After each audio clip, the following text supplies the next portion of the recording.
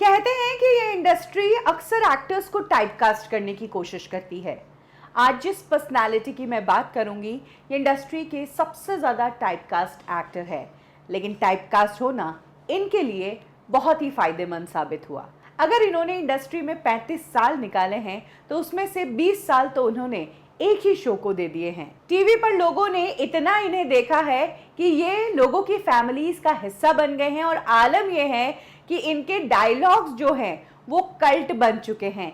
जैसे कि कुछ तो गड़बड़ है दया, पता लगाना पड़ेगा, दया दरवाजा तोड़ दो। ये जो डायलॉग्स हैं ये अब सिर्फ पॉपुलर डायलॉग्स नहीं बल्कि पॉपुलर मीम्स का भी हिस्सा बन चुके हैं। आप समझ ही गए होंगे मैं किसकी बात कर रही हूँ, सीआईडी के एसीपी प्रद्युमन यानी कि शिवाजी साटम की। शिवाजी साटम की लाइफ से जुड़ी वो बातें मैं आपको बताऊंगी जो आपने शायद ही सुनी होंगी। कब शिवाजी साटम एक बैंक में जॉब किया करते थे, क्यों शिवाजी साटम की वाइफ उन्हें जिंदगी के सफर में बीच में ही छोड़कर चली गई, और कैसे जिस शो को शिवाजी साटम ने अपनी जिंदगी के 20 साल दे दिए, उस शो को बंद करते टाइम मेकर्स ने सिर्फ 2 दिन पहले उन्हें इन्फॉर्म किया।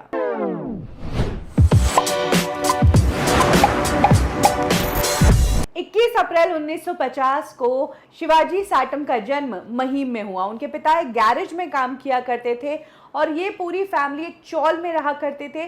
14 मेंबर्स की ये फैमिली थी, क्योंकि जॉइंट फैमिली में शिवाजी साटम रहा करते थे। शिवाजी के पिता का जो काम था उससे पैसा बहुत कम मिलता था, लेकिन उनके पिता की एक चाहत थी कि बच्चे जो हैं वो इंग्लिश मीडियम स्कूल में पढ़े, और शिवाजी अपनी फैमिली के पहले बच्चे थे जो कि इंग्लिश मीडियम स्कूल से पढ़े थे। फिजिक्स में इन्होंने अपनी ग्रेजुएशन की और उसके बाद एडमिनिस्ट्रेशन में डिप्लोमा किया। पढ़ाई के बाद शिवाजी साटम की सेंट्रल बैंक वर्ली में जॉब लग गई, लेकिन जॉब से आने के बाद जो खाली वक्त रहता था उसको इस्तेमाल करने के लिए शिवाजी साटम ने थिएटर ज्वाइन कर लिया।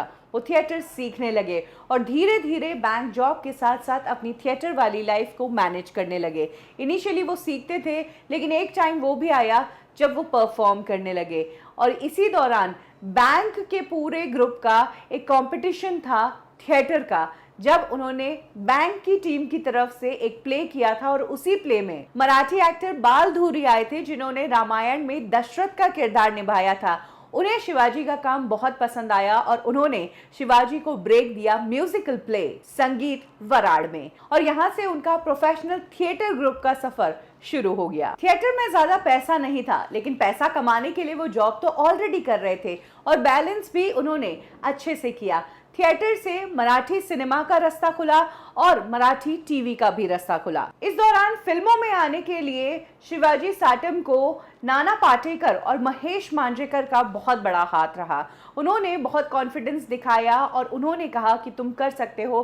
तब जाकर शिवाजी साटम ने सिनेमा का रुख किया। रिश्ते नाते, फेमस ट्रेल्स ऑफ इंडिया, इस तरह के सीरियल्स में उन्होंने काम भी किया। साथ ही सिनेमा में भी वो काम कर रहे थे। 100 डेज, पेस्टोन जी और फिर यशवंत और गुलाम मुस्तफा जैसी फिल्में जब आई, तब शिवाजी गजब तरीके से नोटिस होने लगे। ये वो टाइम था जब शिवाजी थिएटर, टीवी, फिल्मों के और बैंक के वर्क में फंस गए थे, और तब उन्हें एक डिसीजन लेना था कि या तो बैंकिंग जॉब और या फिर ये फील्ड। यही वो टाइम था जब उन्होंने अपने पैशन को फॉलो करते हुए अपनी बैंक जॉब, जो वो पिछले 22 सालों से कर रहे थे, वो छोड़ दी। जिस वक्त शिवाजी अपनी प्रोफेशनल लाइफ के अहम डिसीजन ले रहे थे, उस टाइम उनकी पर्सनल लाइफ परफेक्टली चल रही थी। उनकी वाइफ अरुणा के साथ उनकी जिंदगी अच्छी बीत रही थी। 2 बेटे हो चुके थे, अनिरुद्ध और अभिजीत। तभी शिवाजी के एक दोस्त वीपी सिंह, जो कि पहले कैमरामैन हुआ करते थे और अब क्रिएटिव डायरेक्टर बन चुके थे, वो एक शो पर काम कर रहे थे और इस शो में अहम किरदार उन्होंने शिवाजी को ऑफर किया। जिस वक्त शिवाजी को ये रोल सुनाया जा रहा था या उनका जो ये रोल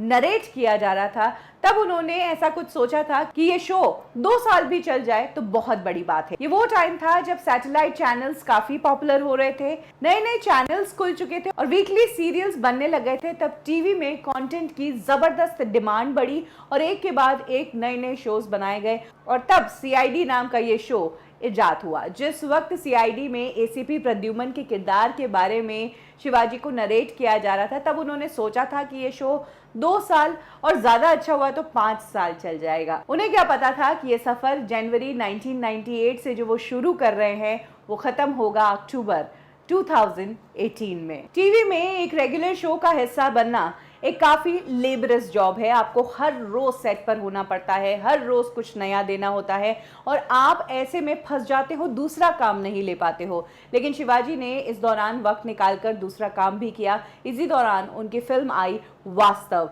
जिसमें वो एक मजबूर बाप के किरदार में नजर आए और वास्तव में भी शिवाजी का किरदार बेहद स्ट्रांग था। नायक फिल्म में एक बार फिर से रानी मुखर्जी के पिता के किरदार में वो नजर आए और इस किरदार की भी बेहद तारीफ हुई। बागी, कुरुक्षेत्र, जिस देश में गंगा रहता है, इन सभी फिल्मों में उनका कैरेक्टर काफी नोटिस हुआ था।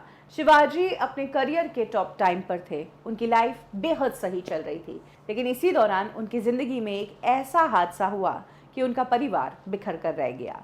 उनकी वाइफ अरुणा को कैंसर हो गया था और ईयर 2000 में ही शिवाजी की वाइफ उन्हें छोड़कर चली गई। अब शिवाजी के ऊपर अपना करियर तो था ही, लेकिन अपने 2 बेटों की जिम्मेदारी भी आ गई। हालांकि शिवाजी को ये फैमिली बहुत अच्छी मिली थी कि उन्हें काम पर जाने में कभी भी तकलीफ नहीं हुई और फैमिली के सपोर्ट के कारण बच्चे उनकी देखरेख में रहे और शिवाजी अपना काम करते रहे। कुछ ही समय में ये सीआईडी शो इतना पॉपुलर हुआ कि 2 साल से 4 साल, 4 साल से 5 साल, इस तरह से ये शो आगे बढ़ता ही रहा। 2004 में इस शो का 1101 एपिसोड शूट किया गया था, जिसको Guinness book of world record में भी दर्ज करवाया गया था। यानी कि कह सकते हैं कि जब तक ये सास बहू सीरियल नहीं आए थे, जब तक तारक मेहता का उल्टा चश्मा नहीं आया था, तब से ये सीआईडी चलता आ रहा है और एसीपी प्रद्युमन तो धीरे धीरे घर घर का हिस्सा हो गए। और जहां तक बात है एसीपी प्रद्युमन की, तो उनके काम करने के तरीके में, उनके स्टाइल में काफी चेंजेस आए। हालांकि इतने सालों तक उन्होंने एसीपी के रूप में ही काम किया, उन्हें कभी प्रमोशन नहीं मिला, लेकिन इस शो में उन्होंने अपने कैरेक्टर के साथ कई सारे एक्सपेरिमेंट्स किए हैं। जैसे कि एसीपी प्रद्युमन का एक स्टाइल, हाथ घुमाकर बोलना, कुछ तो गड़बड़ है दया। इस स्टाइल के बारे में खुद शिवाजी ने बताया कि ये स्टाइल आखिर बना कैसे। वो कहते हैं कि एक दिन वो अपने किसी सीन के बारे में अपने क्रिएटिव डायरेक्टर से डिस्कशन कर रहे थे और डिस्कशन के दौरान उन्होंने कुछ क्वेरीज थी उनकी, जो उन्होंने सवाल पुटअप किए। तो जब वो सवाल पूछ रहे थे तो उन्होंने हाथ से ये गोल गोल घुमाने वाला एक्शन किया और तब डायरेक्टर का ध्यान उनके सवाल पर ना होकर उनके इस एक्शन पर गया और डायरेक्टर ने उनसे कहा कि क्यों ना तुम अपने एसीपी प्रद्युमन के किरदार के साथ इस एक्शन को जोड़ देते हो। तब उन्होंने ट्रायल के लिए इस एक्शन को उस एपिसोड में लिया था। कुछ और एपिसोड्स में भी इस स्टाइल को रिपीट किया गया। इनिशियली लोगों को अजीब लगा कि यार ये क्या तरीका है, लेकिन आज की डेट में एसीपी प्रद्युमन का वो स्टाइल उनका सिग्नेचर स्टाइल बन गया है। कुछ तो गड़बड़ है दया, ये डायलॉग जब जब आएगा तो एसीपी प्रद्युमन हाथ घुमाकर ही ये डायलॉग बोलेंगे। शिवाजी को कहाँ पता था कि एक शो के साथ उनकी जिंदगी के 20 साल बीत जाएंगे। कह सकते हैं कि एक्टर के तौर पर छोटे से बड़े वो इस शो के साथ हुए हैं और तो और जिस शो का हिस्सा वो बहुत यंग एज से थे। एक टाइम ऐसा भी आया जब उसी शो में उनके बेटे ने एक सपोर्टिंग किरदार निभाया था। जी हाँ, एक एपिसोड है जहां पर शिवाजी अपने ही बेटे अभिजीत साटम के साथ नजर आए थे, जिसमें उन्होंने पुणे के पुलिस इंस्पेक्टर का रोल निभाया था। सीआईडी सालों साल चलता रहा, नई नई स्टोरीज आती रही, टीम वही रही, एसीपी का भी तरीका वही रहा, डायलॉग्स कल्ट बन गए और सोशल मीडिया ने इन डायलॉग्स को और भी ज्यादा वायरल कर दिया जब से मीम्स बनने लगे। ये शो पॉपुलर होने लगा, शो का एक एक किरदार पॉपुलर होने लगा, शो के कैरेक्टर्स दया, अभिजीत पॉपुलर होने लगे, फिल्मों में नजर आने लगे और जब पहचान बनने लगी तब मेकर्स ने अचानक से इस शो को बंद करने का फैसला ले लिया। और सबसे बड़ी बात तो ये कि पूरी टीम ने जिस दिन एक एपिसोड शूट किया और उस शूटिंग को खत्म कर दिया, उस दिन मेकर्स ने कहा कि ये तुम्हारा आखिरी एपिसोड था, अब ये शो आगे नहीं चलेगा। शिवाजी कहते हैं कि उन्हें एहसास नहीं था कि ये लोग इस तरीके से शो एंड कर देंगे। हालांकि प्रॉब्लम्स तो पहले से ही चल रही थी, इन्होंने शो की टाइमिंग कम कर दी थी, एपिसोड्स के नंबर कम कर दिए थे, मतलब धीरे धीरे ऐसा हुआ कि शो करना हमारे लिए एक टॉर्चर जैसा माहौल कर दिया था। लेकिन उसके बावजूद हम ये शो बहुत चाव से करते थे, क्योंकि 20 साल हो गए थे हमें ये शो करते करते। लेकिन फ्राइडे को हम शूट कर रहे हैं और हमें बताया जाता है कि मंडे से ये शो नहीं जाएगा।